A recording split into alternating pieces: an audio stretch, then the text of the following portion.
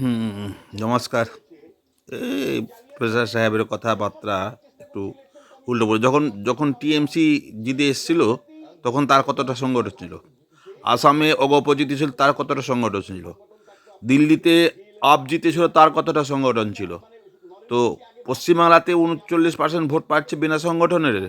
কোনো সংগঠন প্রয়োজন না। 2026-এ বিজেপি অবশ্যই জিতবে। আপনি লিখে রাখুন। আপনার কোনো আইডিয়া নেই, আপনি কোনো কিছু বুঝতে পারেন না, আপনি শুধু চিৎকার চেঁচামেচি করে ফালতু। আপনি সিপিএম মাইন্ডের লোক। নমস্কার, আপনারা সকালে ভালো থাকবেন, সুস্থ থাকবেন। আমার চ্যানেলটাকে সাবস্ক্রাইব করবেন, শেয়ার করবেন, আর ফলো করবেন, এই লাইক করবেন।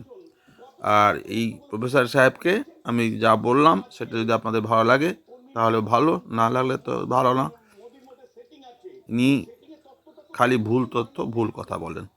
ইনি আছেন প্রফেসর, কিন্তু রাজনীতি বিশ্লেষক বলে পরিচিত, কিন্তু তিনি খুব একটা ভালো রাজনীতি বিশ্লেষক নয়। কারণ এর আগেও দিল্লিতে বলেছিলেন যে আপ আসবে, কিন্তু ওখানে বিজেপি এসেছিল।